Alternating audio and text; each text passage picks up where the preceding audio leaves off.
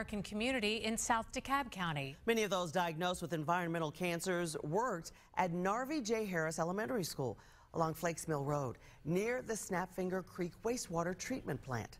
Channel 2 consumer investigator Justin Gray reports neighbors have taken it on themselves to test the air and track what chemicals they're breathing. Right now I'm in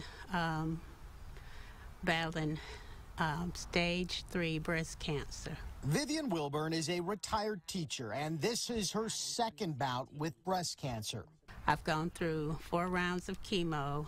Because of her weakened immune system from the chemo, I wore a mask and stayed socially distanced during our interview. For 17 years, she taught kindergarten and first grade at Narvie J Elementary School. She remembers the bad smell at the school. It smelled like the sewage. It was a terrible smell, and it just followed us into the school. It was in the school. Her friend Iris Bell also taught at Narvie J Harris for 17 years. She received a shocking diagnosis in 2014. Her neurosurgeon asked if she grew up near a chemical plant. He said, you have massive brain tumor that have taken over almost the entire right side of your head. Doctors also linked Vivian Wilburn's breast cancer to chemicals. I was told it was triple negative, which was due to toxins. Now, both women wonder about that smell. They spent years using air fresheners and sprays to try to cover up. It could have been. That's all I can say. They're not alone. At least 10 people that I'm pretty knowledgeable of that has passed away with cancer. Marguerite Creamer, the school's former secretary, also got sick, undergoing both brain and heart surgeries, and says no one ever figured out what was causing those smells. They smell like chemicals. You just know it's something that you're not supposed to be smelling. Clarence Williams lives in a nearby subdivision and started looking for answers. A major sewage line for industrial waste runs through the area. If you open this up, whatever's in the air, it will pick it up. He started using this EPA-approved equipment to test air quality outdoors and even inside homes in the area. He also collected reports from the DeKalb County Watershed's Industrial Pretreatment Program, or IPP, that tracks the millions of gallons of chemicals companies send down this line. We started figuring out that what we're finding on the air quality test is the same stuff that's going through the lines. Dangerous, cancer-causing chemicals like benzene, toluene, and nickel. This stuff is bad. Emory's Hercules Center is helping neighbors analyze the testing. Scientists at Hercules study environmental health and say while most results do not show levels that violate EPA rules, there are concerns about sustained exposure over time. You'd think with longer-term exposure, more consistent exposure, you would have a higher chance of having an adverse health outcome. DeKalb County has a history of problems with its sewer lines. In early 2016, the county began work to fix the system for violating state and federal water quality laws under a federal consent decree. You got all these toxic chemicals going at that line. We got a toxic soup down there. Channel 2 filed an open records request for several years of IPP reports from 2013 to 2016. Some reports were missing, some incomplete, and some showed high levels of toxic chemicals, like this 2015 report with a toluene level of 67. That's more than 3,200% higher than the EPA limit of 2. It's difficult to prove a cause and effect between environmental toxins and cancer cases. The Georgia Environmental Protection Division tells us it sent a letter to DeKalb in 2020 for being in reportable noncompliance for monitoring industrial releases. I really think it should be more testing done to protect the people that's there. Justin Gray, Channel 2 Action News. DeKalb County Schools tells us after concerns were brought to them about the air at Narvie Harris Elementary, they conducted environmental testing that was shared with and cleared by the Environmental Protection Agency. That was back in 2020. DeKalb County just sent us a statement saying that monitoring compliance is a top priority and that companies are required to remove any harmful elements before sending them down the sewer line.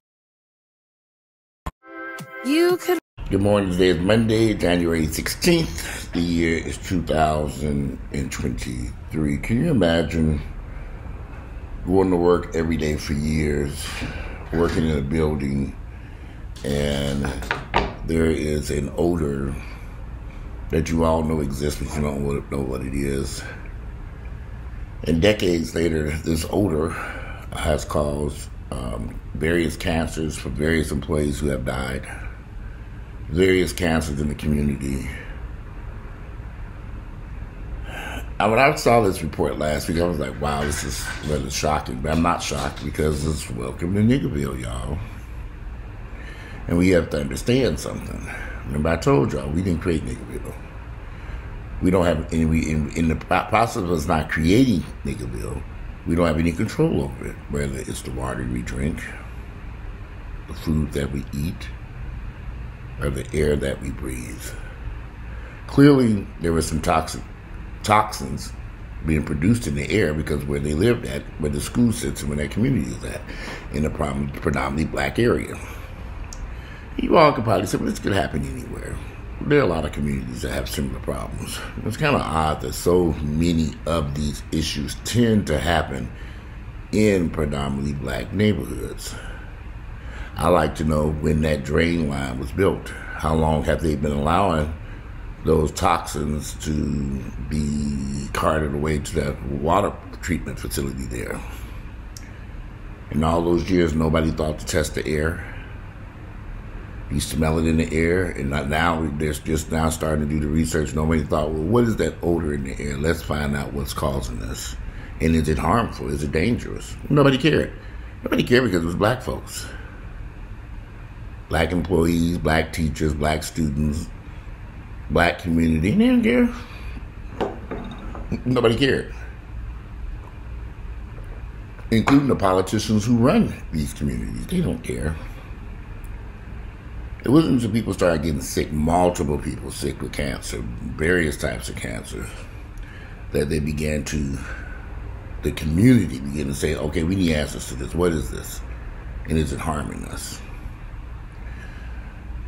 Unfortunately, I've seen these types of stories happen all over the United States in various communities, predominantly black African-American communities. In many instances, we don't have no control over them. And, you have to wonder, if I'm living in a community and I'm smelling something that smells awful, like sewage or a foul odor, would I remain in that community? Would I leave? Knowing what I know today, I probably would say, okay, I get the hell out of here. Unfortunately, I've never lived in a community that had these types of issues, but I did grow up in Gary, Indiana. And Gary, Indiana had a horrible odor over it. If you ever go to Gary, it smells awful from that steel mill. So I can imagine that in that steel mill is created, Gary, Indiana, if there was a lot of research done, and I don't know this, but I can imagine there have been a lot of people who have gotten ill from the toxins coming from the U.S. steel mill, those steel mills in Indiana and northern Illinois and North Indiana and the surrounding areas. You can smell it in the air in Gary. You just can. Every time you go through there, it's like, okay, what's that odor? Excuse me, it's a U.S. steel mill. Anyway, I'm sitting with my shirt off again. It's hot here. If y'all looking for Ginger and Grace, they're right out here eating. They're outside enjoying their delicious breakfast after they ran all over this house. I said, you know what, let me put them outside before I do this video. This video kind of stood out from that news report because I've seen these types of reports, and there's a huge difference. A few years back, there was an incident that took place in DeKalb County, which is a predominantly white county. And then white folks was raising all kinds of hell over there about a factory that was also producing toxins that were being released into the air. Boy, the state of Georgia got involved and fined the people and shut them down and all because they were not playing. It was in Cobb County. You all could research the story. But it happened up there in Cobb County. It was a predominantly white neighborhood that said, we're not tolerating this. And they ended up shutting that place down for periods of time until they could figure out, get some type of control over the toxins that were being released into the air. Then you go down into South DeKalb, predominantly black community, and this problem persists for decades. Decades, and nobody says nothing. Nobody questions it. Welcome to Niggerville, y'all, where it can kill you just to breathe the damn air. So, I don't know. You know, a lot of black folks have this thing in their mind, they want to live in these predominantly black communities. It's not working for us in these predominantly black communities. Like I said, you don't control food, the water, the air you breathe, the educational system sucks, the judicial system. There's so many issues in these areas that's kind of like, okay, maybe we need to escape from Niggerville and go someplace else where you can live a healthy life, where you're not subject to criminal activity and crime and poverty and banks redlining and toxic chemicals released into the air that can kill you or cause various cancers. Just my thoughts. Do what y'all want to do. We all have to figure this thing out on our own. But I don't think I want to live in a community with all those issues. It's too dangerous. The water, the food, the crime. So many issues. So many issues. Now the air you're breathing is killing you and nobody cares. And don't think they didn't know about this, y'all. They knew. They just didn't care. It's funny because in that whole report, I didn't hear nothing about DeKalb County politicians being involved to try to resolve the issue. I figure out what's going on. Just community leaders. That goes to show you they don't care. Certain areas it just ain't safe to live. But again, these are just my thoughts and opinions. Y'all do what you want to do. You know, I was talking to a friend of mine and she said that she would never live no place where there were more whites than her or something she was saying about she didn't want to live someplace. And I was just listening to this nonsense. Yeah, some people want to live where they want to live. And if you think living in an all-black community is better for you and safer for you, I don't have nothing against all-black communities if it's safe. The community is safe. The citizens are working to keep the community safe. Make sure you have clean water, decent food, a safe environment, low crime. I don't have any problem with that. That's hard. Trying to find a black community like that, good luck. Now, I'm sure they exist. I'm sure they exist. Yes, they exist. But I'd rather take my chances around the country, especially black children. Bringing these children, imagine all the thousands of kids who went to that elementary school for decades. Where are they? What kind of mental health issues did these toxins create? Those kids sitting up in those schools for decades, breathing in that. What kind of health issues, mentally and physically? I'd love to know where's the data for them. Nowhere to be found. Again, do what you want to do. But you better start thinking about your health, your wealth, and your family life.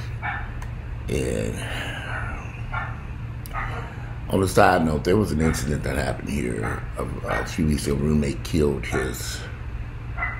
Two roommates got into a fight and one got shot and killed. Well, a friend of mine, the guy who was shot and killed, that was his fiance's daughter's boyfriend. They were renting a house, and they knew this guy. Him and the guy had been friends for years, renting the house. The guy he got in a fight with, the guy started having some mental health issues of some sort, had purchased a gun and was firing the gun in the air in the neighborhood. Now, the neighbors were like, man, this man can't be running around shooting his gun like this. We have kids around here and all this other stuff. And so what he should have done was just call the police and let them resolve the issue. I would have just left the house and said, okay.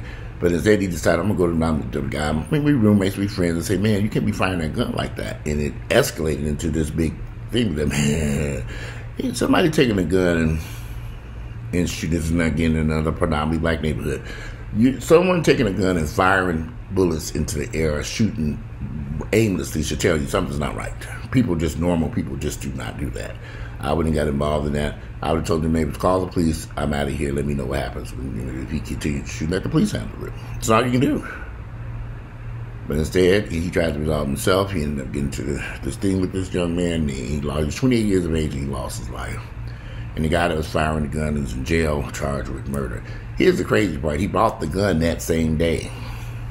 All this happened in one day. Welcome to Niggerville, y'all. And your crazy ass roommate will shoot you dead because he's fucking crazy as hell. Anyway, today is about 9 o'clock. I got so much shit I need to do over here. I'm trying to get to this gym today. Today is Martin Luther King's birthday. Happy birthday, Martin Luther King. Isn't it his birthday today? Or maybe the holidays today. I'm not sure the exact date of his birthday. But I wanted to do talk about that. So many times we don't. I have a lot of questions in my head about those children who went to that school, growing up in an environment like that, where all types of toxins are being pumped into the air. Did it have an impact on those children growing up in that school district? Where are those kids today? How is their health? How is their mental stability? I have a lot of questions. They were focused on the teachers, but nobody's thought about those kids that also went to that school for decades, for years. What became of them? Anyway, this is just a short video because I got a lot of shit I need to do today, y'all. I gotta get out of here. Today is Monday, it's January 16th, the year is 2020. If y'all want to see Grayson and Ginger, stop coughing and knock it down. Grayson! Ginger! They out there eating. They like, fuck that shit, they need to be eating. Get Ginger. Hey, Ginger! Anyway, they out there eating. But they need to be outside this damn house. They enjoy their food, run around, eat that food out there. But it's a beautiful Monday. Hope y'all had a great MLK weekend. I think a lot of people are off work today. Man, I got a bunch of stuff I need to do. I've been washing clothes. I got to fold all this stuff, clean up around here, and break some breakfast out. Anyway, today is Monday, January 16th, the year is 2023. I'm out of here, and I look forward to reading y'all's comments, and I'd love to hear you all's thoughts and opinions about what took place in South DeKalb at this particular school. And I didn't read the name of the school. They said in the video, but the school is actually Narvie J. Harris Elementary School. And one of the teachers, she taught there for 17 years. 17 years before she ended up with breast cancer. Stage 3, 17 years that she worked there. These people worked at these schools for decades. Again, I'm very interested to hear about these students, other people in the community, and DeKalb County ain't said a word.